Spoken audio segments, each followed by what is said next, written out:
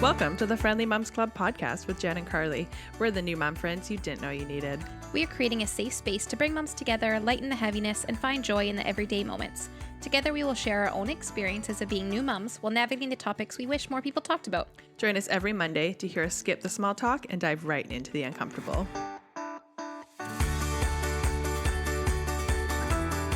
Happy Mom Day, Karlee! Happy Mom Day, Jen! I see a little sliver of sunshine coming, so I feel comfortable now saying it's a beautiful day! Yay! It actually has been, pardon my French, a shit morning because so we have a little routine with the hubby. I bring Henry to daycare. So then he brings both of our lunch bags and my water bottle, and he puts all of that in the car because trying to get the toddler down the stairs with all of those things is a hazard. So that's his job. He puts all of that in the car and then he leaves. So this morning, the lunch bag that I put at the top of the stairs wasn't there. So I'm like, oh, it's in my car. I get to daycare, no lunch bag. And I'm like, okay, I left it at home. Darn it, because I'm not working today, so I don't have a lunch bag. So we were out of our routine. So then I'm like, okay, I'll go home, I'll get the lunch bag, and then I'll go back, drop it off, and then I'll go home again. Meanwhile, I'm like really eager to like get some stuff done today. So I'm annoyed. I get home, of course. Oh, annoyed. You're naturally going to be annoyed. Well, it gets worse. It gets worse. I get home. Well, on my way home, the hubby calls me. He took the lunch to work. So it's in his car. Oh. So I had to go home. Oh, yeah. Not 40 close minutes. to daycare, So like of not course. close. And I'm not going to make you drive an hour and 20 minutes for a lunch bag. So I go home and I have to quickly make him another lunch. I ended up getting back to daycare for snack time. Poor guy was eating crackers because that's all I found in my car. And I gave him his yogurt. He was thrilled with the crackers, but what a pain in the butthole having to, I know, I was annoyed. And on top of that, I went to daycare early because I really wanted to get in a nice walk with Henry to like spend some time together. You know, like that's like our thing that we do together. So I'm like, I'm going to go early. We're going to go for a nice walk. And then it was pouring rain. So I'm like, okay, I'm not walking in the pouring rain. And then the lunch bag saga happened. So no walk, but there was a lunch. Which is funny because I also had miscommunication with my husband this morning. Apparently, it was just a bad morning for communication with spouses because I thought he was taking our toddler to daycare because I also had some things to do this morning and I had the baby and we haven't been sleeping well. So he just normally does daycare drop off. And then he had a medical appointment this morning, but he still had enough time to do daycare drop off. But apparently he didn't think he had enough time, but he just didn't tell me this. He didn't tell me the change of plans that he wanted me to do it. So then he just like left and he's like, okay, so you're good? And I was like, I think you're forgetting the toddler. And he's like, what do you mean? You're taking them. I was like, oh, I'm taking her to daycare. Like, this is the first you've told me. He said, we talked about this last night. I was like, 100% we did not talk about this last night. He's like, man, I thought we did. I was like, no. He's like, okay, well, you'll figure it out then. I was like, sure. Bye. Okay, bye. Have a good appointment. So then I was like rushing around, getting the baby in the car seat, and then I have to get the toddler ready. And luckily it was pajama day at daycare, so that was a little bit easier. I didn't have to worry about much. But anyway, so we also had like one of those mornings that was just not as planned, but you know what? I adapted and I didn't freak out as much as I normally would have. So that's a win for me. What's making you so calm, Jen? Well, I have been trying. Yeah. Trying is the key word, but to do movement every day. And it's way easier when I do it with other people. And so there's like accountability. And like today I have a workout that I'm going to with a trainer. And so like she'll just tell me what to do, but I'm paying for this, so I have to go. And so yesterday I was outside for like an hour and just walking, and it was so good. And that just helped like calm my mind so that I could handle the shit show that is life with two young children. And so doing the daily movement, and if I don't do like a walk or a workout, I have to do these pelvic floor exercises that involve 2 yoga balls. Sounds fun. Sounds weird. Anyways, I have to do that, and it takes about 10 minutes at night. And so at night, I've also been just doing like doing those to kind of like before bed, relax, like it relaxes my pelvic floor muscles. So it's this way to like kind of zen myself out. And then I do some stretching, and sometimes I do a little bit of yoga beforehand, but I've found that really helpful to do that before bed. It's like 15, 20 minutes of me time that I'm just like for you. In the zone and calming my mind, but also moving my body gently and getting things to also That's calm good. down. That mind-body connection of being more calm before Putting bed yourself has first. been helpful. So Yeah. that is I tell what I've you, been doing. doing self-care as a mom Yeah. actually is like, I know people talk about it, but it's like actually life-changing. Like it makes the whole I know. experience so much better. Like it completely Mm-hmm. changes it. And like it's two parts. It's the self-care and then also the mindset shift. I thought he said shit. Mm-hmm. I don't know what I said.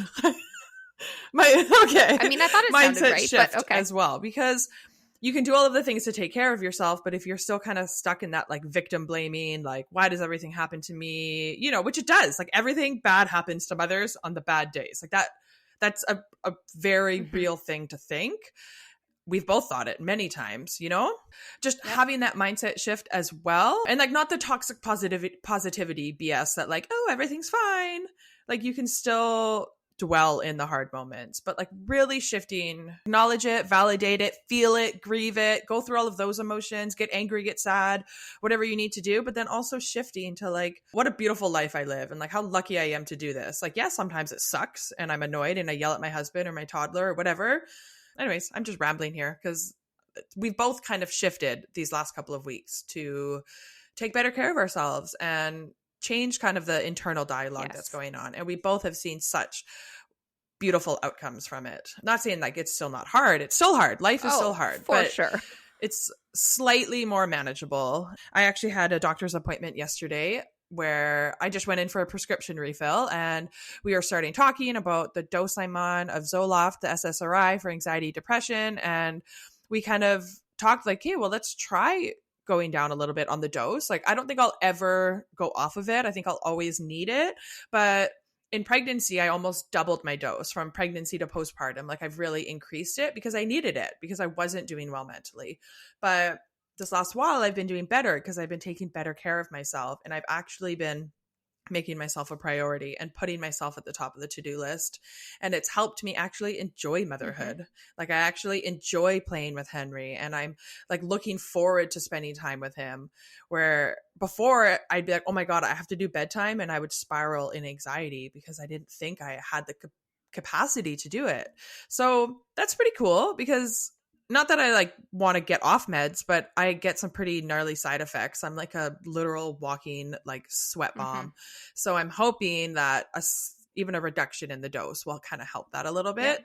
And if not, then my mental health for me is worth being sweaty and I'm okay with that, but we'll see. And I'll keep doing all the self-care stuff and see how it goes. We'll keep sharing about it. Yeah, I think some people don't understand the purpose or maybe why some people go on SSRIs and is this a long-term thing? Is it short-term? And I think there's just some misconception about misconception. Is that the word? Misconception?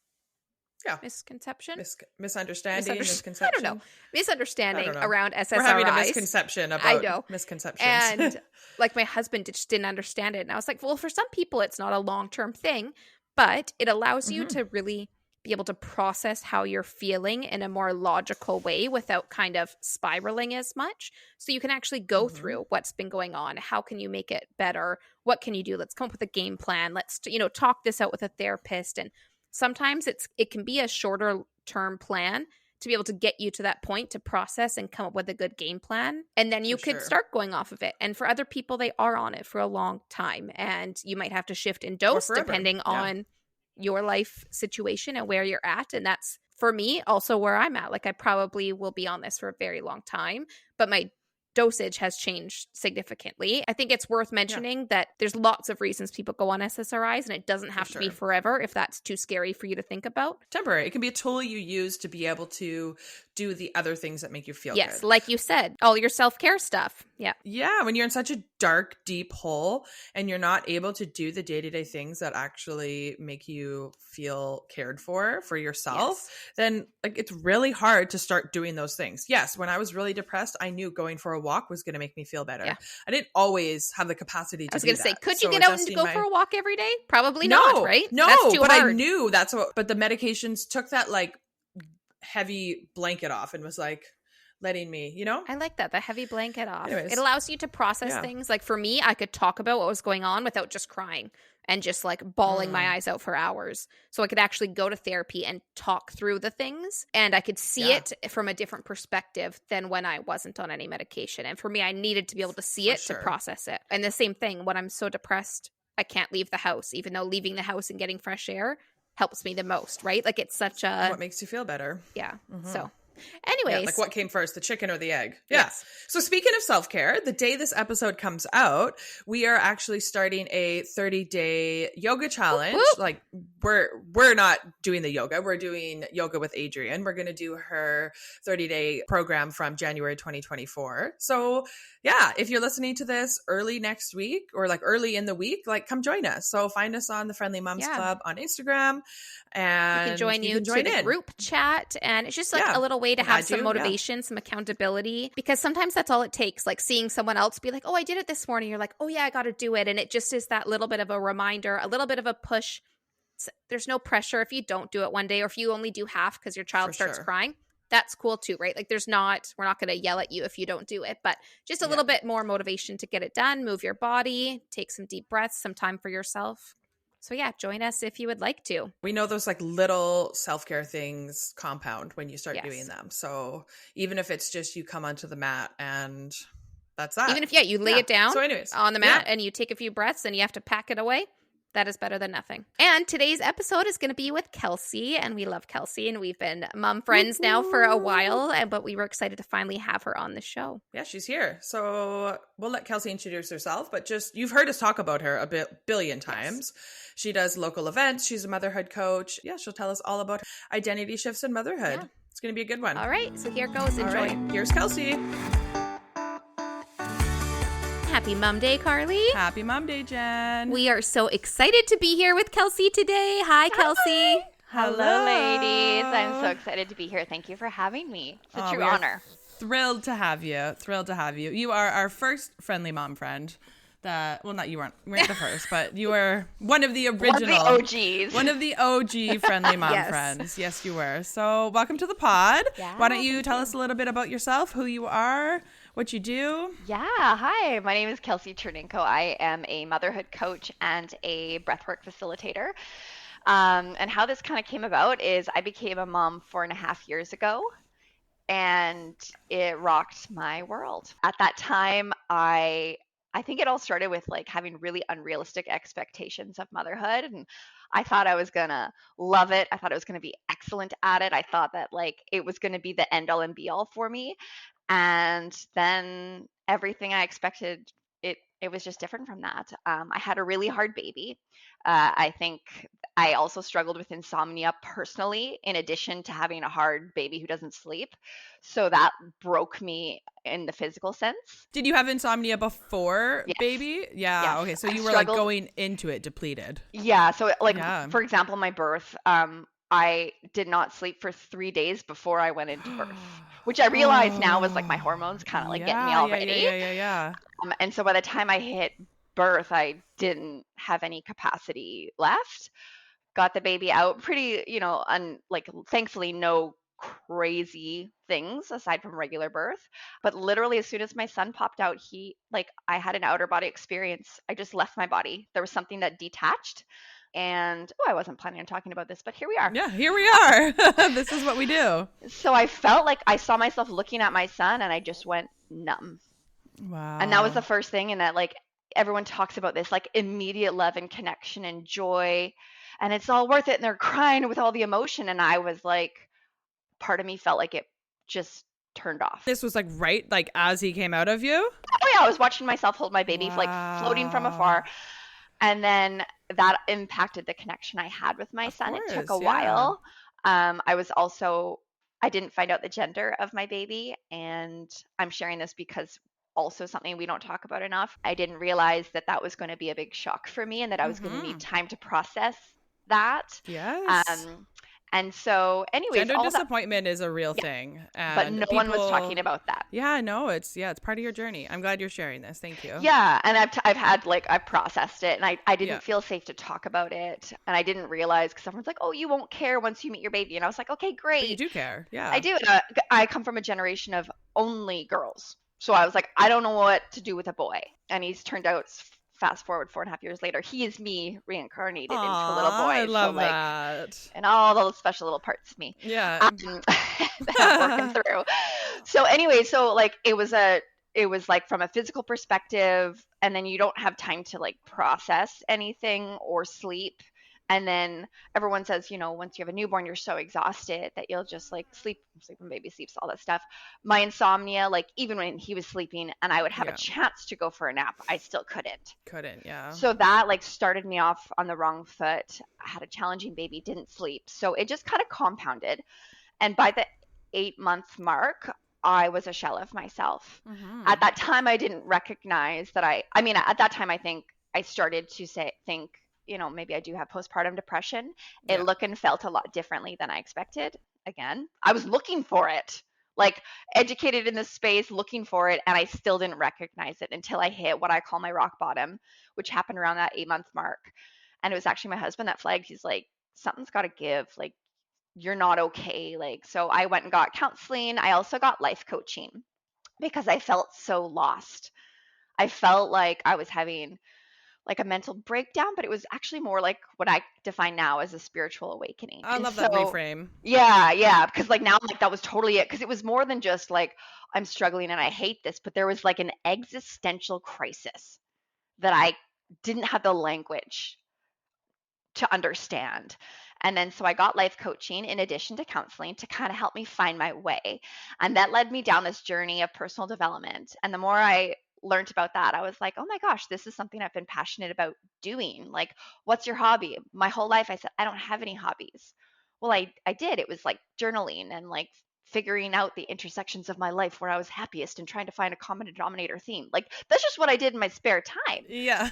Like, that's life coaching stuff right Yes. there. So I realized that I wanted to become a coach. It took some time to kind of be okay with that because I think there's a lot of assumptions around life coaching. I used to think about it as being very eye rolly. So I had to really trust my own truth that this was a path I wanted to take. And then since then, and as part of that journey, so I became a life coach, got certified in that. And then I knew I wanted to work with moms. This was such a huge transitionary period that affects the identity, which we're going to talk about. And I knew this is what I wanted to do. And I needed to understand. Can we swear on this podcast? Yeah. What the F? Yeah. Can we swear? What the F? I was growing up, I was never allowed to swear, so I still have a hard time. I know, me too. I hate to tell you, F is not a swear word, but yes, what the F? I needed to understand it. And like there was the surface level stuff that I understood, but I was like, this existential crisis piece still wasn't there. And I was seeking answers. And when I found the concept of matrescence, literally I felt seen for the first time in my whole experience. I was like, oh my God. And they're like, oh, this is actually like science research based, and it's a thing that happens to everyone. And many other Eastern cultures have been talking about this and honoring this forever. And they have systems and routines to help the whole process of it. And it got added to the dictionary like 2 or 3 years ago. So because it's not really in the dictionary on my computer, but it's probably because it's only on a couple dictionaries. Yeah, Cambridge. So I looked into it. Okay, yes, it's not on every dictionary. Yeah, and it was only added a few years ago to a couple dictionaries. So that tells you all you need to know about what the priority of women's what the priority is. Like the fact that, and this word has been around since I think it's the 80s is when it was first actually 70s, like 1970s. 1970s. By Dr. Dana Raphael. Yes. So like it's been around for a long time. So cool. It just got added to some dictionaries now. Yeah. So does it not matter? Women have been having babies for literally eternity. Like it does. When you hear about it and you know what it is, you're just kind of like, oh, like it almost allows mothers to take a breath and be like, it's okay for me to be going through things. Like it's crazy. Yes. It's why I found it so powerful. And this is why I love language. When there is language to match an experience, it honors that experience. It gives you permission to feel it. For sure. Yes. To understand it. And only then can you process and navigate it. right? So language is so, so, so powerful. And that is why I love, and this is why it's one of my favorite things to talk about. And we are talking about it a lot more. The motherhood niche or culture, whatever you want to call it, is getting a lot more real talk. It's so funny because like your guys' content, when you talk about, I was looking for you 4.5 years ago. There was nobody talking about they were talking about the hard stuff, but in like a bitchy, complaining kind of way, not in a real vulnerable kind of way. And I was like looking around, I'm like, is anybody going through this? And everyone's like, oh my God, #blessed. Love this. I'm in bliss. And I was like, okay, am I the only one? And then it just like, and then I started talking about it because I was like, no one's talking about this. And then people were like, oh, I think Kelsie has postpartum depression. And I was like, yes, I did. I mean, I talked about it in hindsight because I needed to go through it and understand it and process it before I could then share about it. So a lot of it was like a year later, but I was like, why is no one talking about this? So this is one reason why I love your content. And I think it's so, so, so important, especially for those new first-time moms, because seeing themselves and their experiences reflected is so important. Even though each experience is unique, there's still a common thread. Yes, there's the themes. And that's something we really strive for, that like we don't want to just complain about motherhood because we feel very grateful that we're moms. We recognize our privilege in our motherhood experience, but we want to share the shame so that it's not shame. You know, like the whole saying by Anne Voskamp, we shared it last episode, that shame dies when stories are told. What is it, Jen? Absolutely. Shame dies when stories are told in safe places. So that's like our goal. It's like, this isn't shameful. This is just a huge part of so many of our lives that we don't talk about. Absolutely. And that was one of the first idea for my business. I was never planning not only to being a life coach, but starting a business.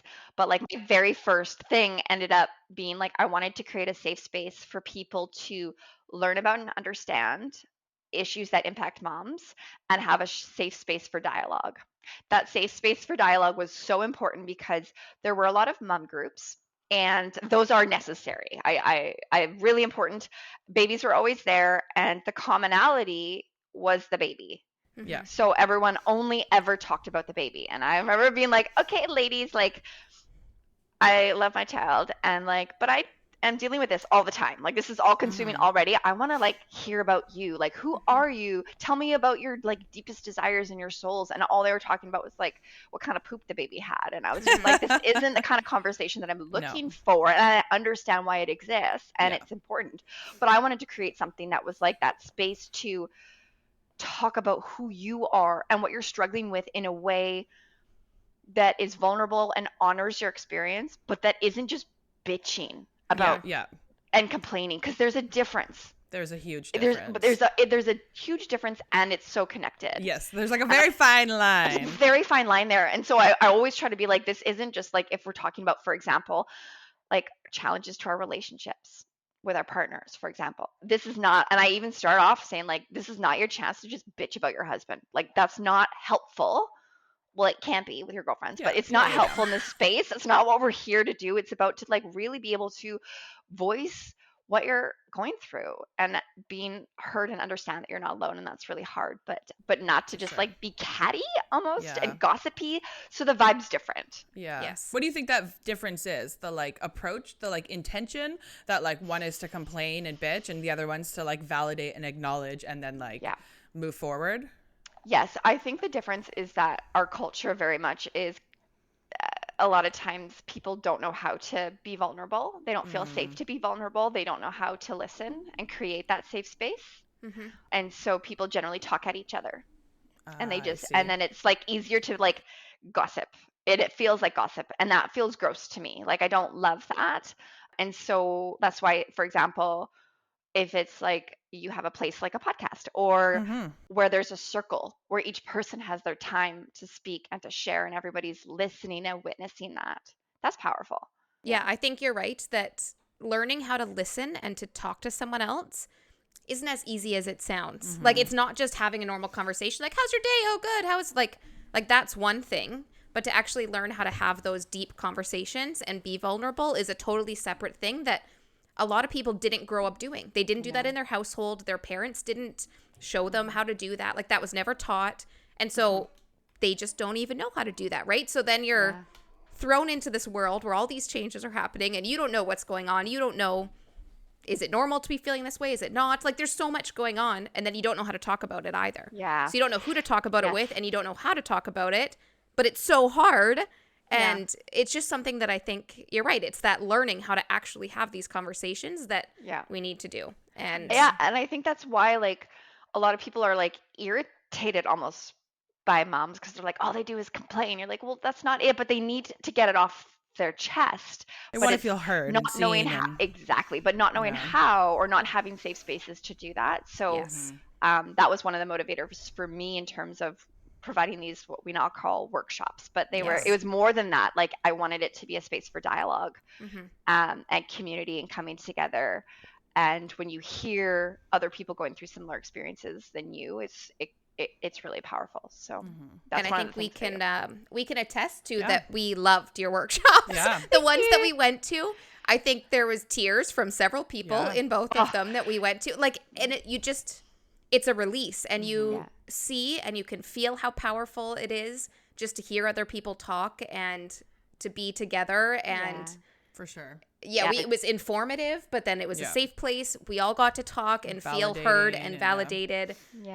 And with tools, and there was tools. That's always my goal. My goal is always an educational piece, space for dialogue, experiential exercises, and tools to walk away with. Those are every workshop I build. I try to do that. And you guys both 10 out of 10. Jen came to my one was like magic. The identity shifts one. Karlee couldn't make it because I had to cancel because of snow. Not at the snow. But you came to the other one, which was also really good. And Ignite. So. And Ignite, exactly. So anyways, I digress. But as we do. Yeah. So that's a little bit what I do. Some of what I do. Yeah. And I don't know if you mentioned it. You did say you became a mom 4.5 years ago. So you have a 4.5-year-old, and then you also have a 22-month-old. 21, 20, I don't know. I stopped counting after 18 months. She's almost 2 months. She's almost She is September, the day before. The day before me, Jordan. Okay, so she's birthday Saturday. So coming up a toddler, not yet. Very much a toddler. Whatever they're at. Yes. 20 something. Yeah. It's been actually really cool because I like to say, like, my son broke me open, but at the time felt like broke me. He pushed me to my experience, and I'll talk a little bit about that in a minute. Like, I wouldn't be where I'm at without my son. I had to kind of hit rock bottom in order to, like, really break everything apart and down, and then he pushed me to that. And then my daughter was a totally opposite experience, and she healed a lot of that because she provided, I think, a more average mother, like, first year experience, whereas my son was an outlier in so many ways. Where she was kind of a little bit more average, and I was like, oh, this is what people are talking about. It's not horrible all the time. So together they've rounded out my experience in motherhood, and I'm just so grateful for both of them, and they were both so necessary in their beautiful little ways. And your first, he was like your catalyst for the spiritual awakening that you talk about, and your business and your whole shift in just how you show up in the world and how you help others. So not that I wanted you to struggle, but I needed glad to, because it's helped so many people. And I think everyone goes through experiences like this, and what I'm learning is motherhood is a catalyst for this. So a lot of people go through this depending on their past experience and what their babies are like, but it's a more common experience than we think. And there's so many, when you're confronted with those challenges, there's so many different ways to go, and it's not always on the up and up, unfortunately. Like, in my work where I work with vulnerable families, like, I see the opposite quite often, and it's so sad because I just think, like, if our society prioritized mothers, this would just be, like, built into our society that we support them. And anyways, that's a little side tangent. Talking about problems, why don't you share a little bit about some of the common themes that come up when during the matrescence journey or during the journey of becoming a mom? Or so I'd say the two most common ones that relate especially to identity shifts are, the things I hear the most is, I feel like I've lost myself and I don't know who I am anymore. And those are two ways of saying the same thing, but it's this notion to feeling lost, to seeking direction and clarity and questioning everything.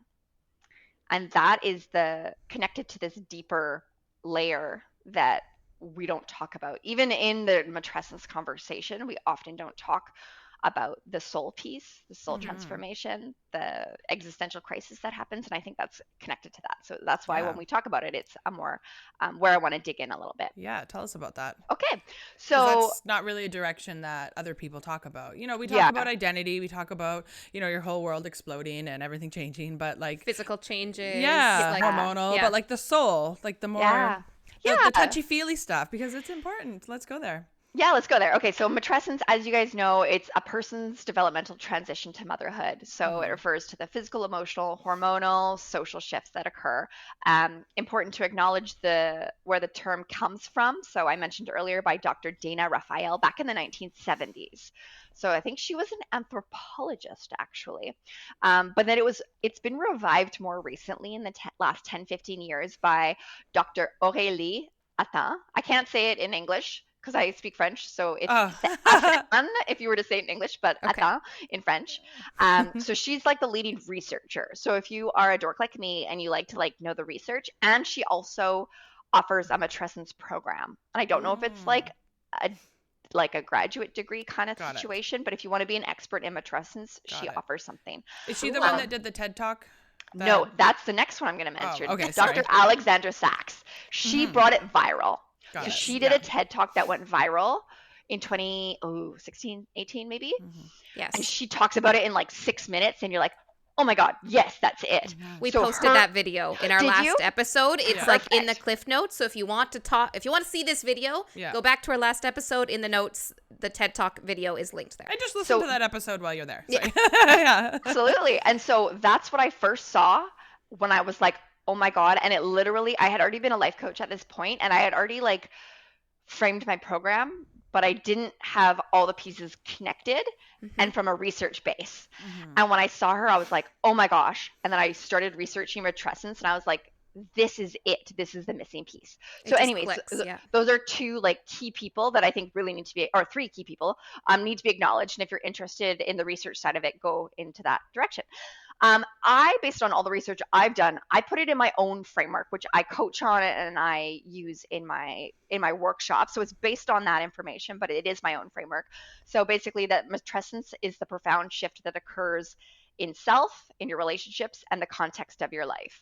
I'll go through it pretty quickly. So the context refers to basically there's a shift in how you relate to the context of your life, meaning that you take on a different role socially, politically, culturally, economically, and environmentally.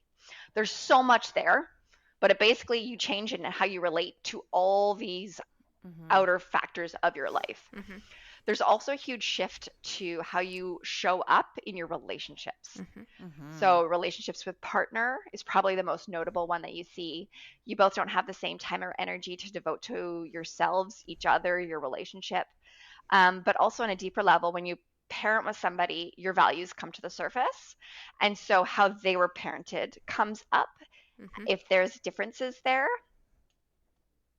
even if you talked about the things before becoming a parent, it comes up and it's heated. So that's a huge factor that we could do a whole other podcast about. There's also shifts in your own family dynamics. So you go from being the role of child, even if you were an adult, to parent. Your parents shift from being a parent to a grandparent, and there's a lot that happens there. And then in your friendships, a lot of moms, actually one of the issues that is kind of under the radar is that shift of friendships and how you lose so many friends when you become a mom for various reasons. Could be lifestyle, could be schedule, interest shifting, value shifting, all of that, right? So a lot of people find that they lose friends, but then there's also a chance to meet new friends like you guys. So I actually just saw this reel going around the internet and it talked about how isn't it sad that the people that stood by you at your wedding aren't necessarily going to be the people that stand by you when you're having your kids. And I was like, it's kind of true, depending on when you got married and have kids. But the fact that there's that much of a change, it just shows that life changes and your friend group changes. And and it's okay. I think where I had to struggle with this is to let it go, to grieve it, but to let them go and not make it mean anything more than it needs to, and thinking about friends more so as different chapters in your life. Totally. We talk about that too. You're going to have your ride or dies, and hold on to those. Those are your priorities. But other people honoring the chapters so that it's not looked at with like resentment, and you can honor like how beautiful it was, even if the chapter has closed. And that's okay too. And that they were really important in that stage of your life. And that your life changes. Yeah. Yeah, exactly. Yeah. Okay, so and then relationships. So and then... context, relationships, and self. So self, I think about everything in a holistic way because I'm a holistic life coach. So mind, body, heart, and soul. There's shifts to, we'll start with the outside, work our way in, shifts to our body. This, I'm not going to dig into too much because I know you guys have talked a lot about this. This is the one that we talk about the most, I think, in terms of the motherhood experience, because it's what we can see. Just there's changes to our body, changes to hormones, changes to our shape of our brain, all that fun stuff. And aside from the societal pressure, the like bounce back culture that exists, when your body changes, it's actually really difficult from an identity perspective, because your body is your vessel. It's the external representation of your internal world, and it's towards your outer world.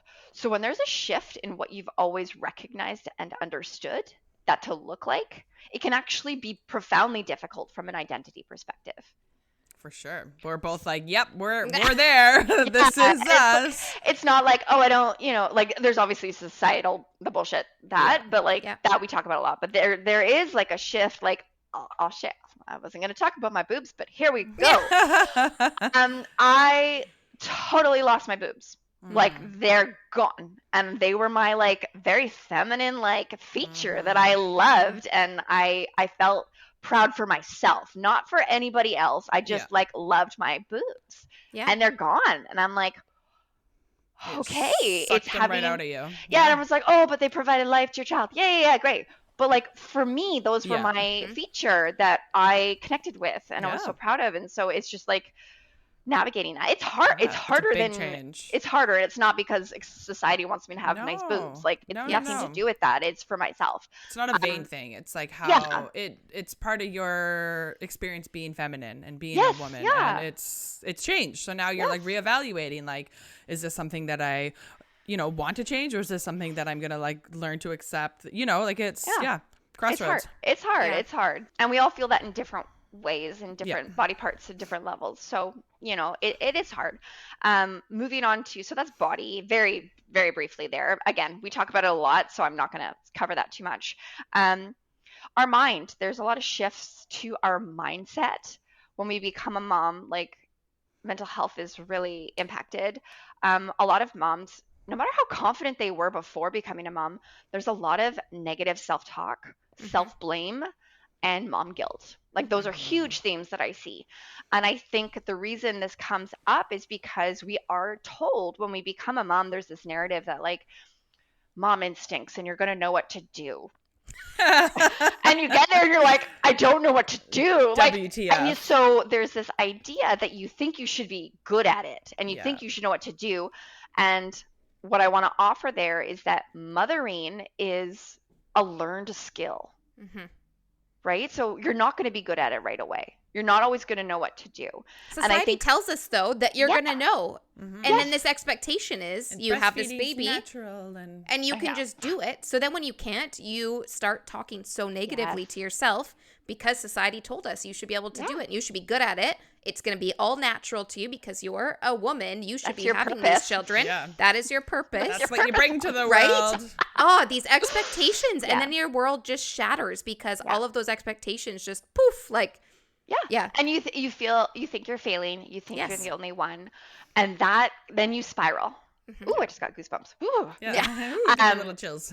And so there's like that's the struggle. It's like, but I think reframing it is a learned skill. Yes. You will learn with trial and error, and as you go through it, and I found it definitely with my second, a lot more confident and a lot more trusting in myself. But when you're starting off, you don't necessarily know that, but we don't give ourselves the same grace that we would if we were learning any other skill, right? So it's like, I think like, connecting to that's really important. And I just want to say to that in adolescence, we give so much leeway, grace to all of these, we'll say kids that are going through adolescence, right? And we're like, oh, like this is such a major change in their life. Like it is societally accepted that that's going to be a big change and that there's going to be lots of ups and downs. They're not going to know everything, right? Like that's just something that we've accepted. Yeah, they're figuring it out and you allow that. So then matrescence, which is a very similar, huge shift in someone's life, but we don't have the same grace period. You know who else we give grace to? New dads. Oh, he's learning. Oh, this is a big change for him. Oh, you should be happy that he changes diapers and anyways, no, absolutely. F 'em. So much of this is pushing back, or so much, at least what I coach on, is bringing explicit the assumptions and narratives that we have, whether that's in your family systems or in society, and deciding whether, like, what's true for you and pushing back on things that are not helpful to you. Moving along to heart, mind, body, heart. Heart refers to our emotions, and we know that motherhood is an emotional roller coaster. Yeah, there's a couple. Just a couple. Yeah. So what we find is that as moms, we are often encountering emotions, normal human emotions, but ones that we may have not had to confront to the same degree or as frequently as we have to do in motherhood. And the reason for that is like just based on what we do as moms. Like what you deal with in a day is insane. So it's like anyone in that position would feel the same way. But again, societally, we are not taught emotional intelligence. We don't have the skills to navigate the difficult, uncomfortable emotions. That's my other favorite topic to talk about. Again, whole other issue, but I offer workshops on how to manage big emotions because we don't have the skill and it is critical to being human. So we have all these really big normal human emotions, but we're not equipped to navigate them. And then again, the narrative about motherhood coming in about how it's this bliss-filled experience and it's always highlighted all the good stuff and that you should love it. That is true. And the hard stuff's not really talked about. So when we feel the hard, difficult, uncomfortable emotions, we don't know how to navigate them. And then we shame ourselves for feeling that way because we feel like we shouldn't feel that way. We think we should only feel the good stuff because that's what everyone talks about motherhood. That's how they frame motherhood. So we shame and blame ourselves for feeling the hard stuff. And then the other thing where society fails us is we are not taught how to hold duality, a duality of emotion. So that is being able to feel the joy and the love and the anger or resentment. And often in motherhood, one of the most common experiences is actually experiencing them both at the exact same time. We just don't know how to hold them. We feel like we have to feel one way or the other. If I am not like loving it, then I'm hating it, and I don't want to hate it, so I have to love it. And it's like you're not honoring your true experience because you're not giving yourself permission to feel the range. And it's confusing because it's like we don't know how to do that. But this is just because I think as a society, we've failed in terms of our emotional intelligence. Totally. 100%. We're getting a lot better in like teaching emotions to kids, but I'm so passionate about teaching emotions, like how to manage your emotions to moms, because they need to also see, like we need to do the work so that our kids don't have to. Yeah. Right. And we weren't taught that. if we want to teach this to our kids, we also need to understand it and be modeling it for our children. So if we don't know it, we could tell our kids to any emotion. We can talk about it to them, but if they're not seeing it, they're not gonna do it. Like we need to model it. They're not doing it. Have you seen the meme that it's like, oh, I react the same way that like I was modeled by my parents, and then they get mad at me for it, and it's like, where the heck do you think I learned it? Like I am you. It's said much more gracefully than that, but well, yeah, it's our conditioning, right? So basically we frame everything we do based on the model that we had from our own parents, and so we are going to be repeating that in most cases, right? And most of our parents' generations, like emotions were considered like feminine and weak and not important for most of our lives. So they're just really undervalued, and so we don't know how to handle them. And our kids cannot actually intentionally and spiritually be the most triggering thing for us. And so we have to be able to learn how to manage our emotions so that they can witness, and they're going to learn more from what they witness than what we tell them. 100%. If there's a disjoint there, a disconnect, thank you, they're going to do what they what they witness. And so it's really interesting what we're seeing now in the motherhood culture in society. I guess there's this like rise of cycle breakers. A lot of people are being called and being drawn to like do the work, and they're wanting to break the cycles and show up differently so that their children don't go through the same things that they did. Yeah. And so we're seeing that really commonly happening now. And it's really powerful. It's exhausting. It's exhausting. It's hard. It's It exhausting. is not easy, that's No. for sure. Ugh. But it needs to happen, right? Yeah. It's that like, and the more people that slowly do it and show up and are talking about their experiences being cycle breakers, the more people will be inspired to also put in the work, right? Yeah. It's that domino effect that we have Yeah. going. So And then people won't have to cycle break because it's been broken, and yes, they'll just yeah. continue Well, cycling. And I think like I see everything on like an individual level, but then connected to the world. And I think it's a reflection of what's happening in the world right now. There's this like there's a rise or an uprising that's happening. And it's like obviously the toxic stuff that's been learned and passed down from generation to generation to generation. We're at like it feels like it's coming to a head, and we're like we're not doing this anymore, right? Yes. And so there's this like pushback against it. And it's really hard. Yes. But we're very seeing it hard. like individually, but we're seeing it on a global scale. And I honestly, again, another reason why I want to like why working with moms is so important, because we are the examples for our children, and our children are the future, Yes. right? We're the So- shapers. Yeah, absolutely. Okay, the last piece I want to talk about where we can really dig into this one, it relates to the soul transformation that occurs in motherhood, in matrescence. Now, this is my favorite thing to talk about because there isn't a lot of language around this, especially in the research, especially in Western culture. As I mentioned earlier, in the Eastern cultures, in indigenous cultures, this is acknowledged a lot more. But historically speaking, that wasn't considered like valid quantitative research, so it was left out of the research. But this was, for me, the like key piece to understanding my experience, and I couldn't find it anywhere. So if I may, I'm going to read a piece that I wrote because it took me years to craft this language. Yes, So that'd be I will be reading wonderful. for a little bit. Yes, please share. Okay. When you become a mom, you are often pushed to your limits and stretched beyond your comfort zone, sometimes even your capacity. Every aspect of your inner and outer world gets shaken up, and this rocks the foundation of who you are. This process of agitation has a way of breaking you open at your very core. And when this happens, a lot tends to rise to the surface, like what we talked about. Past trauma, childhood experiences, suppressed emotions, unhealed wounds, how you were mothered, issues in relationships. It all comes to the surface. And since there's no real rest or relief in motherhood, you don't get to tap out when things get hard. You're forced to stay in the discomfort and face everything that surfaces. As things come to the surface, everything that is no longer in alignment with who you really are, so with your soul, things like beliefs, values, relationships, priority, all of that gets highlighted and magnified. The parts of you that no longer fit, or perhaps never really fit, are exposed in such clarity that you can't ignore it anymore. So as you confront the parts of you that are out of alignment, you have a choice to make. You can try to force yourself back into the mold of who you used to be, or you can let go of what no longer fits. If you choose the former, you may start to feel like a fraud, inauthentic, disconnected, stuck.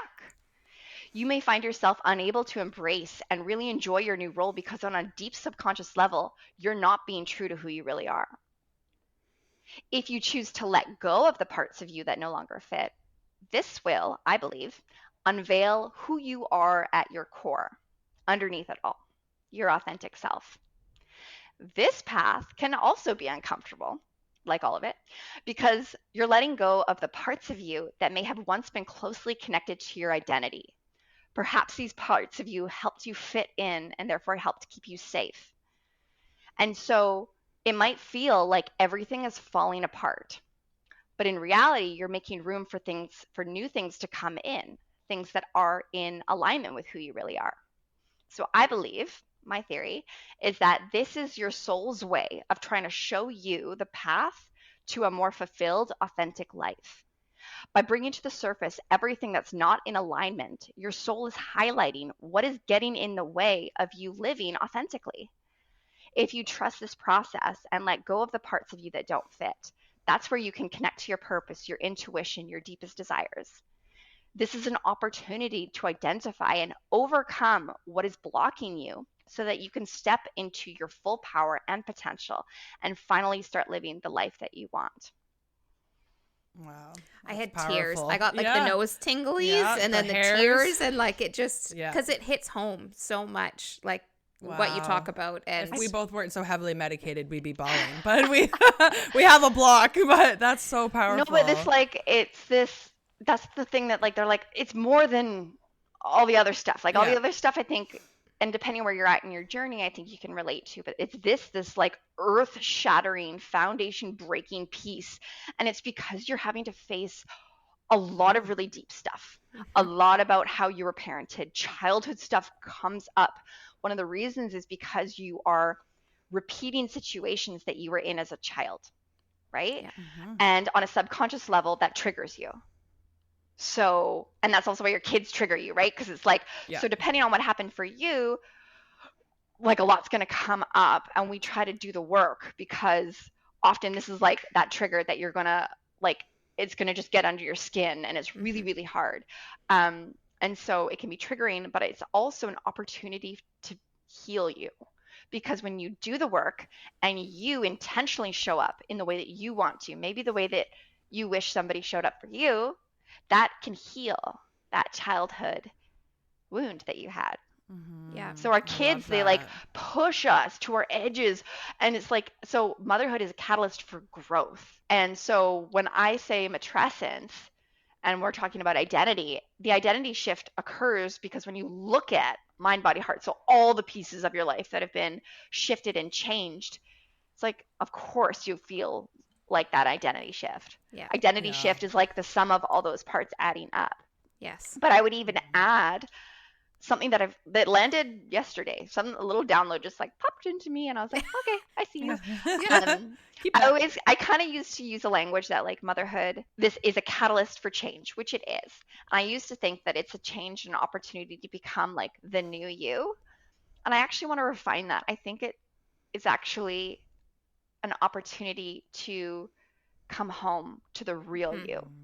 The you that maybe you were as a child, then as you grew up, you learned from society and your family systems that like strayed from, right? You like dimmed some pieces, or you you realize that like, oh, that's not cool, I'm not going to be accepted if I'm that, so you dim that light in you, and then we kind of shape ourselves to be functional adults in society, but a lot of our authenticity we kind of stifle. And I think this is bringing those things that we've maybe stifled. And it's this chance, you're like, oh my God, am I going to really embrace who I am? And it's scary because it feels risky. Those parts of you might have maybe not felt safe before, and you were told and taught to hide them. Yeah. But this is your chance to like embrace them and really be like your whole self. And I like, for me, this has been the game changer. It's like stepping into life coaching where I was like, oh my God, people are going to make fun of me. They're going to be like, what are you doing? Why does that matter? Yeah. And my family's like, what has happened to you? And I'm like, gotten spiritual, and they're like, I don't know what's like, and it's like, but I finally realized, and I didn't even talk about this earlier, but like I hit a point where I was like, oh my God, I don't even know who I am. Until I became a mom, I'd been living according to other people's standards, checking off all the boxes. Like, I will be happy when, check. And then I was like, oh, there's only one box left to check. Because I'm still not like fully happy, or not happy. Maybe fulfilled is the more appropriate word. I'm like, oh, but when I become a mom, everyone says that's like the most fulfilling experience. And then that happened, and it didn't happen. And I was like, oh my God, what now? Crashed, burned everything to the ground. And then I had to rediscover myself.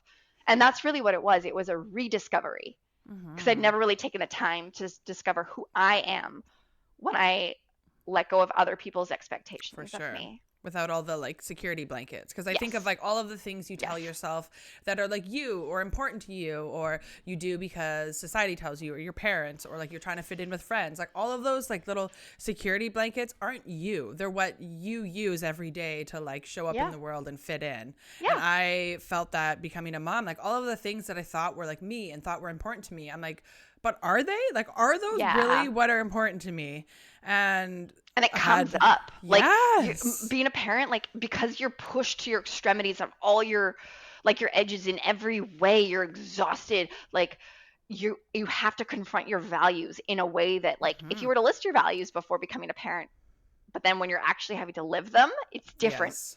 Yeah. And it could be hard. And so I don't doubt hearing that at all. It's like, what matters most really becomes crystal clear. But sometimes that might not align with what you always thought it was or what you wanted it to be. And that's where that friction, there's a lot of friction and tension there, which is why this process is so uncomfortable. Because it's like, I sometimes say, like, the old you's fighting with the new you, but no, it's like you're bumping up against your conditioning. Yeah. It's so it's hard. Yeah, I always talk about how motherhood is hard, and it's hard in ways I expected, like not sleeping, you're tired, you're, you know, there's chaos, there's yelling, it's loud, it's like, you know, overstimulating. Things like I expected were hard, but it's hard in ways that I never even imagined. And this is the piece where I think I didn't imagine, this didn't even cross my mind. No one talked about this. Like, these all huge changes, and having to face, like, your upbringing, your childhood, your conditioning, like, things that you held close to you, because yes, it made you safe. It kept you going in life, like your direction, helped and you fit in. It helped you kind of But you have to face that, and that is terrifying. Yeah. So you go through all the hard of motherhood, the like. The logistical hard parts. But then growing a human, getting the human out of you. Yes, like all of that. It's hard, right? Like being pregnant's hard. I was sick. It was hard. But this hard is the hard that just completely, and like I'm still processing it. Yes. But that's, and you're still the in part it. That it restarts every baby, by the way. Oh, good, fun. Woo, looking forward to it. But this is like I almost feel like my head's in a cloud. Like I'm just still spinning and trying to figure out where to land, and I'm still, processing these things. And I used to say too that I don't recognize myself when I look at myself in the mirror. And I think it started out as a physical, like my body's bigger. Now I have stretch marks. I don't love seeing the stretch marks. Like you're talking about your boobs, like, you know, my boobs are now feeding my child. They're not like for me and my image of like being feminine. They're now for nutrition. And like, it just, that shift has been weird. So I think there's a very physical, I don't recognize myself anymore. But when I also look in the mirror, I don't recognize me anymore. So there's like a whole other layer to this saying of like, oh yeah, I just don't recognize myself in motherhood. It's not just the physical, what that we're talking about. It's like this whole identity of what's beneath the physical of everything else. Like you talked about that soul piece of who you actually are, you might not recognize anymore because you need to figure out who you actually are, what actually matters to you. And one thing I want to offer to you, just hearing you speak, because you're 3 months, how many months? 4 months. 4 months postpartum with your second. Often this experience, the like existential crisis, I mean, you've kind of been in it the whole time. You didn't really get a break. Yeah. Yes. But it kind of like, there's a little bit of hindsight that's necessary. So usually like people don't start to really, I would say, even like get their head out of water to even like be like, what the hell's happening to me, until like 6 months postpartum at least. So if you're still in it, so it's like you're still in it, like in survival mode, doing all the things to keep everybody alive. So if you are there, I just want it for your listeners, if you're in the first like 6 months especially, and you're like, I can't even process the words you're saying, that's okay. It takes some distance to do this, and that's okay. That is okay. No, it's so true. You're figuring out all of the, what do we call it? Components, all the all of the like feeding and sleeping and changing, and like you're parts, figuring all those things, that the capacity to dig into all of these things like we're talking about isn't maybe there in the first 6 months, and that is okay. And to give yourself grace that you can get there, and this is something that you can work on, and it can be and beautiful. You don't have it to doesn't have to be out. And it can be this beautiful transformation that takes time. It doesn't need to happen today or tomorrow, and to just let yourself get there when you get there. And that's another thing is like, it is hard, and I think if you are listening to this and you are pregnant, for example, and you're not a parent yet, you might be able to like cognitively, it'll be hard to get there with this. Yes. This is an experience that even if you try to mentally prepare for, you don't really know how it feels until you're in it. But it's good to know that if you start feeling like this existential crisis, that it's normal, you're not alone. So I want to offer that. And the last thing I want to offer is like, as hard as this is, it is an opportunity. Yes. It's like motherhood forces you to be in this position. It's an opportunity to reconnect, to rediscover yourself and live on a more authentic life. Yeah. And I find the disconnect, the friction, the discomfort is going to be stronger if you are, depending how far you've strayed from your authentic self in life. Yeah. So I feel like for me, it was such an existential crisis because I had strayed so far. And so there was a huge gap. And so there is an opportunity here. There is an opportunity to get back in alignment with who you are. And I think that's like, if I want one takeaway for people, it's like, it's a necessary process for change. But if you let it, if you lean in, if you listen to that little voice in your head that's trying to give you the nudges of maybe what might make you feel more fulfilled, there's a huge opportunity to improve your life. Yes. I love that. So you can let it, and it's a lot of unlearning though. And again, we talked about already why that's uncomfortable, but like if you lean into it, trust, there's so many beautiful things that are on the other side of that transformation. Yes. So I want to encourage people to know that there's another, like the other side is there. And I'm like, I'm living it. Like I don't even recognize myself. And I'm so happy I took the leap and trusted this process. Yeah. Yeah. So. Big change. So speaking of the relearning and or unlearning and doing the work, what are things people can do, like little things, day-to-day stuff? Yeah. So I think that I'm going to say 3 things that I think are really important if you're in the middle of this process and you're like questioning your life. Because it feels like if you feel lost and if you're questioning your life and what matters, all of that, then you're probably in this. Yeah. By the way, spoiler. Sorry. That's okay. The first that people often don't do is to grieve their pre-baby life and self. It's a big to one. Really like take space to like let go of that, because I think there's a lot of people that all like, it's hard. And if you're not really ready to let go and like really embrace this transformation process, you might just fantasize about your old life and I just can't do, I can't do so many of the things I used to be able to do, and I'm just sad and mad about that. And then you just become miserable all the time, right? So it's like really like honoring that was a stage of your life, honoring how amazing it was or the hard parts, and then let go of that. Whether that be through meditation, there's a lot of different ways you can do that, but just really honoring and grieving that. And again, shifting that perspective that this is an opportunity. It's an opportunity to reconnect to yourself, to rediscover yourself. So I think that's a shift. It's a mindset shift, but it makes it go from focusing on like, oh my God, this is horrible and hard, to like, yes, this is hard and necessary, and there's a positive outcome.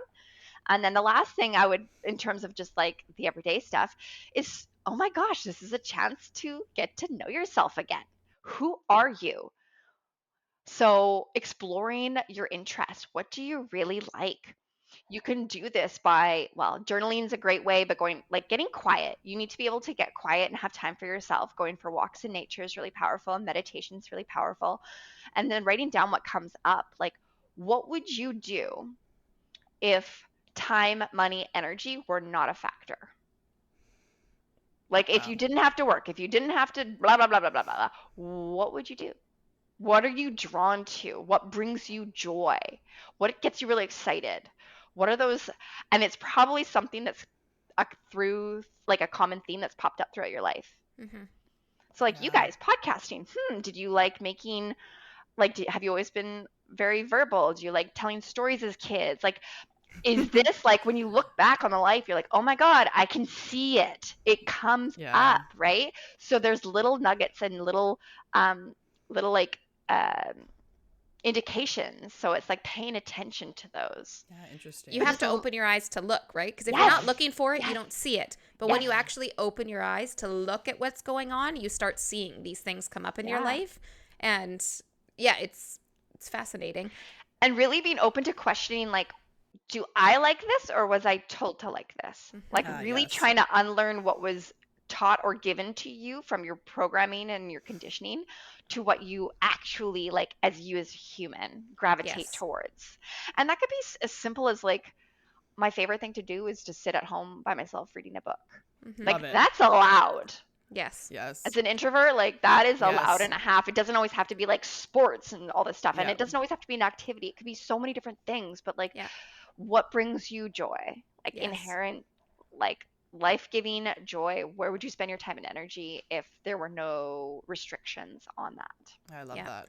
I also think it's interesting because all throughout this entire episode that we've been talking, I think back to like talking to Brianne about the people pleasing and setting Yes. boundaries, because it comes full circle to this Yes. too. Like, and your friendships that you make, and are you just people pleasing? Are you just, do you have some friendships that maybe you have out of convenience that you've just Yeah. had for a long time, that you've never really set boundaries for, and you just, that don't feel like the warm and Yeah. fuzzy, the ride or dies, right? They're just there. Or because you want their validation. Yes, or, and you don't know how to not have them in your life anymore, because Yeah. that's scary and you don't want to Yeah. deal with that, so then you just like continue the status quo, right? Yeah. But the friendships that I've made in motherhood have been profound. Like they have been like deep, meaningful relationships where when we get together, I don't think and pause before I talk. Like things just come out, and that's the me. That's the real me. If I'm having to sit there and think like, are they going to judge me if I say Yeah. this? Or like, Censor oh, yourself. maybe I should just keep this in. Like them. the fact that I could go out and like, I think that's why we could talk for hours and hours. Yeah. And same, I feel so comfortable with you because Yeah. I feel like I can say the real things that are going on in my head. Like I don't have to, there's no filter between what's going on and what I'm thinking to what I'm actually saying, right? It's just coming out. And then you feel so good. Like you leave just feeling like that was me. Yeah, your cup is Yes. filled. And you make these relationships and it just kind of gives you confidence in who you are, and that, oh yeah, that is actually me. That's who I am at the very core. That's my soul. Like it's okay to be me. Like, Yeah. so if you find those people that Beautiful. you can have these conversations with, it helps you in this journey, is what I've figured out, is Absolutely. having those people in your life that, yeah, we can talk about your soul and we can talk about matrescence, and you get into all of this stuff and you just, it's almost like a release. There's just something so profound about it. So I just wanted to say that there's lots of different components to it, Yeah. but finding those like friendships, those people that you can just talk unfiltered, everything, the good, the bad, the ugly, the just. It's almost like you showed up in those friendships closer to your authentic self. Yeah. Yes. From the And you feel beginning. safe. Yes. That's the, it's like those, for me, I know exactly what you mean. And I'm like, all of a sudden, I know I'm in a conversation or a relationship when, if I'm like very aware of myself, Yes. if all of a sudden I'm like, where do I put my hands? I'm like, Yeah, okay, yeah, that means where you do I don't feel look? safe for whatever Yes. reason. You don't feel safe with this person. Yes. Yes. There's Yeah. something there. And I think these are things, and I think about this now, and I'm like, I've felt this my whole life with certain people. I just didn't have the language to identify what that was. So now And I you know it. didn't. I was like, I'm not wasting my time here. Nope. So Because I know I'm not. Bye. yeah, but Yeah, because there was that language where I'm like, okay, you don't Yeah. feel safe, which means there's not a connection here. Yeah. Something's not aligned. So why pretend and put your energy where it doesn't need to? Yeah. Why not find those soul sisters where you're like, I'm just going to pour my heart and soul into you, and it feels easy. Like that's Yes. another thing when your intuition is guiding you towards your purpose or passion, whatever you want to call it. What feels easy? Yes. There's like this when you're in alignment, everything opens up. So Yeah. that's another thing, is look for like, or synchronicities. What keeps popping up? What do you notice? So there's Yes. all these little hints that the universe, in my opinion, the love universe that. and your intuition is trying to tell you. It's just, we just have to shut the F up and listen. And we have Yeah. to stop being so busy. That's Yes. another thing that in society we tend to do, is we are so busy doing all the things. And then that's a thing I coach on. It's like, why are you doing all the things? It's like, well, I Yeah. have to do all the things. It's like, do you? Yeah. Are they bringing you joy? Do you? But it's often like, oh, well, I have to put my kids in all the sports because that's what a good mom does. It's like, according to who? Yeah. Yeah. But it's setting boundaries. It's the people pleasing. It's the, All of I it. need to do this so that my Yeah. family still loves me and they think that I like. Yeah. I got to go to The list all the goes on family and on. meetups. It's like, no, Yes. we're just not. Oh, and why? Because I don't have capacity. Yeah. And you're allowed to say want no to. without. I don't want to. I don't want to see you. And you're allowed to say no to things and not Yeah. explain yourself and have to be like, oh no, but I want to and I miss you, but we need to do this. Like, Or you don't make up have to some add lie. those. Yeah. Yes, the line that buts, came up right? in our conversation with Brie is the like little white lies to get out of things because you want to just still feel feel important to them or valued, and it's like sometimes it's like no, I just can't. I can't right now. It- I don't have a capacity. Yeah, Yeah, I think the biggest takeaway I get of like the what can you start doing is just to give yourself the space and be open and just see what is happening and listen to those things. Because like you said about that safety piece of like if you're sitting down with someone and you're constantly like, oh, what if they see this? And you're like worried about what you put your hands. You're like filtering everything. Like, So aware of my mouth right now. Yeah. And those But if- words. Where do I put my tongue? What are the words?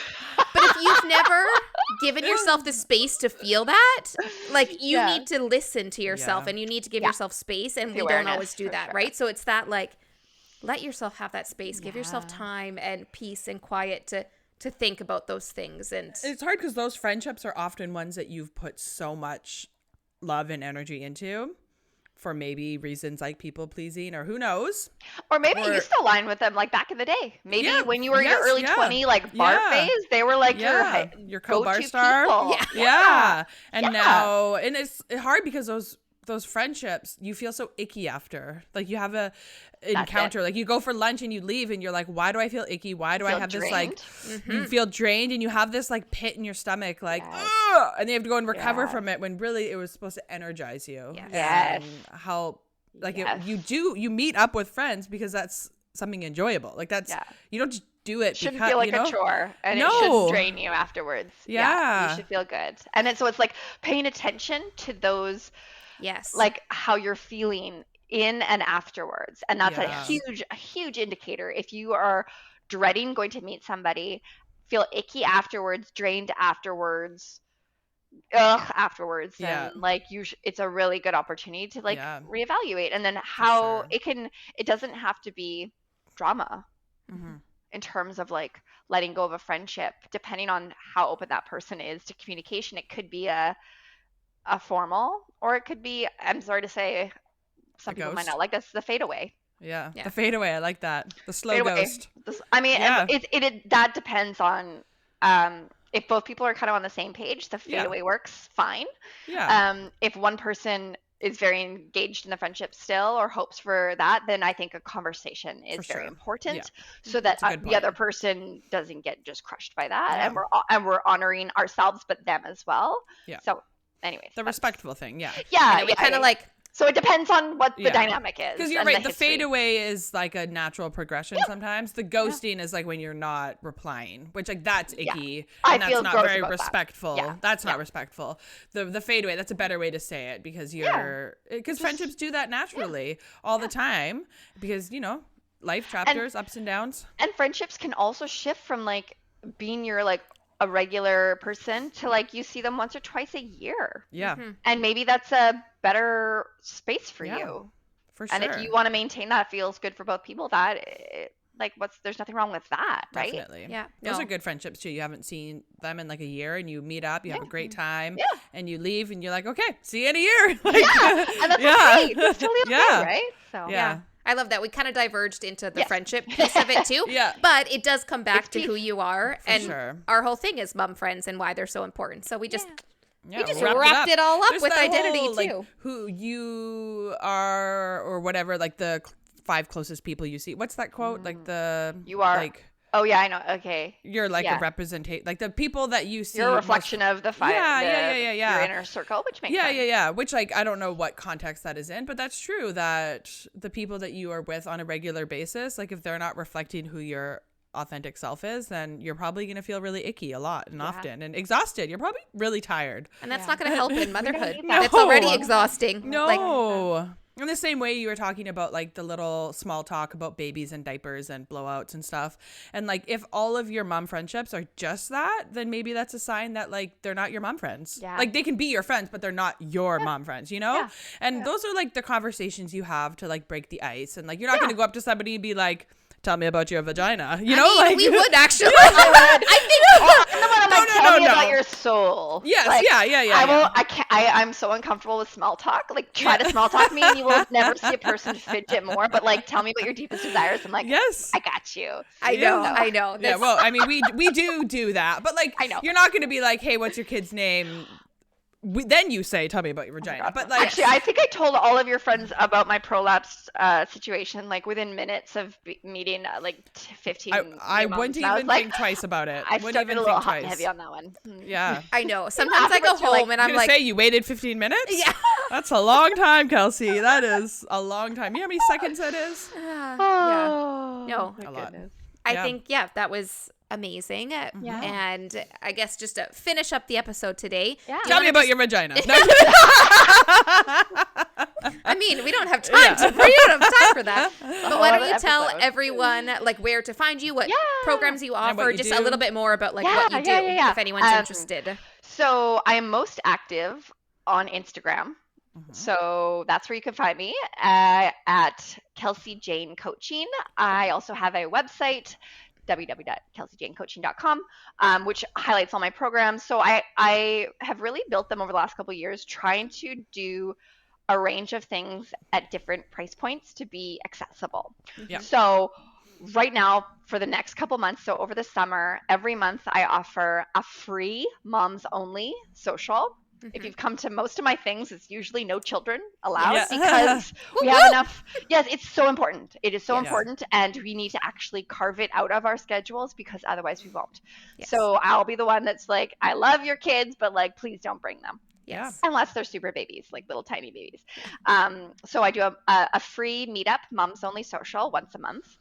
The next one, I forgot to write it down. No idea when it is. A couple weeks. I think it's June 27th. We'll put it in the notes. Okay, in the notes, we're going to put your website, your Instagram, and these dates are all going to be on there. Yeah. So if you'd like to know more about this, go into the show notes and you can find it all there. Yes, because they're all around the same time and I don't know which one's which. So June 17th. Yeah. June 17th. So that's the Moms Only Social. And that one's in Pitt Meadows, right? At Foamers Folly. Okay. Yep. And then I also do every month a free meetup for the whole family. So it's a picnic, potluck style, or if you want to make your own food for yourself, that's fine. But the whole family, the partners are welcome, kids, I think dogs are allowed. This one's going to be at Hayward Lake, so out in Mission. This is a chance to just bring the whole family together, free, accessible. I also once a month offer a breathwork class. We didn't really talk much about this. Jen has tried. Karlee, I don't think I haven't yet. No, it's on the list. I know. It's when amazing. You talk about being quiet and having to actually listen to yourself, that's what I think of breath work. Because I remember just like tapping into a part that I had never spent any time listening to. It is a way to intentionally create a situation where you are directly tapped into your intuition. Yeah, that's how I felt. Like, yeah. And so I should say that those things you talked about are for moms that are local. But if you're listening and you don't live here, then that's where something like the breath work that you're going to talk about. So breath work is also really powerful because it's different than meditation. It's more active. You're laying down, but you're creating a breath pattern that is quite active, and it actually brings to the surface, it unlocks those suppressed emotions and trauma that we hold in the cells of our body. It brings it to the surface and provides you an opportunity to release it. So when we're talking about the soul transformation in motherhood, doing something like breath work can help you, like it facilitates that process, but also helps you clear it. And then it connects you to your intuition. So it provides you that clarity if you're looking for direction on where to take your life. And so you do that virtually, right? And I do it virtually. Yes. So over Zoom, so it's accessible. It is in the evenings because that's the biggest challenge with moms is trying to find something that works with the people's schedules. So it's at 8 o'clock PST, 8 to 9:15. So depending on where you're at, that could be something that's interesting for you. I will also say it here first. Ooh. I am in the works of planning, but it's booked, so it's happening. A weekend retreat for moms in the fall. Oh, amazing. Yeah. October 18th to 20th in Sunshine Valley. So it's just outside of the Lower Mainland, so it's not super far. 2-night retreat. It's a wellness retreat, so I do workshops, kind of like my Mama's Time Out. I do breath work. There's a hot tub. There's a sauna. And I might bring a cold plunge to have the full experiential. I provide all the meals and cooking, so you don't have to do anything.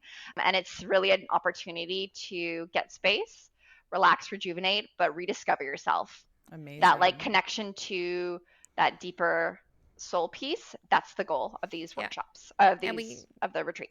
We all deserve to put the time aside to actually spend it on ourselves, right? Yeah. Like self-care is not selfish. And we need to keep saying this. Like you are allowed to have that weekend to yourself and to go do something like this. You're not just abandoning your children. You're not like, right? Just wanted to say that because I'm always like, no, like you're allowed to go. And it's hard. And it's one of those things you do have to carve out time. I did a workshop, a retreat back in March, February, and it was just so powerful. Very small group. So this one, there's only 6 spots.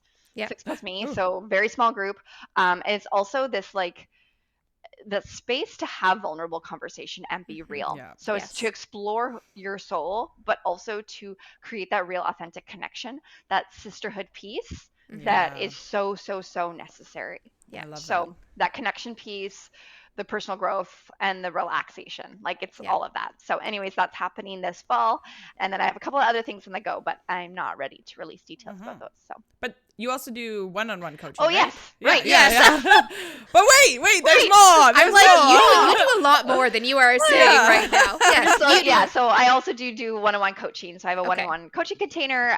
It's a 3-month program. It's a mid-trustance program. So I basically, there's recorded modules, PDF modules, and then there's one-on-one coaching calls. So we specifically deal with whatever issues that, like, out of everything I talked about today, you might have different things that you're in the middle of. So we would navigate that, providing tools, transformation, to try to just help you navigate the personal transformation that inevitably comes. Yeah. But again, I think it's more about coming back to who you are. So it's like unlearning and overcoming the blocks in the way. Yeah. Mm-hmm. Okay, we will link all of that. So your socials, your website, and then information is on your website as well. And we'll put that all in the show notes. Awesome. Thank you so much for coming on and talking with us today, Kelsie. This was amazing. I loved it. I know. We've talked about this for a year. Like since we met you and I came to your first workshop, I was like, God. Oh yeah. Like, well, it's funny when you two came to my brunch. Like, oh yes, there's just people you connect with, and I was like, those two. Those two. You're sitting beside each other. Like, those two are my what's people. funny is that we didn't say this in the beginning, but Kelsie and I met when we were like 17, 18. Oh yeah, because my ex-boyfriend was friends with her, and even then I was like, and my husband went to school with her. Yes, and so we've like overlapped our life multiple like so ways. many times. So I was like, maybe this is that soul piece. This you is the keep soul coming, piece.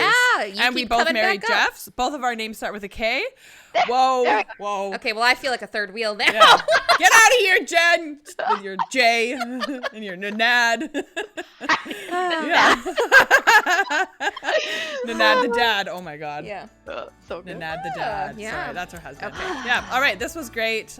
We'll definitely have to have you back on. Yes. And we'll put everything below. This was good. Thank you guys. You're amazing. Keep doing what you're doing. Thank you, Kelsie. You too. Happy Mom Day. Okay. Bye.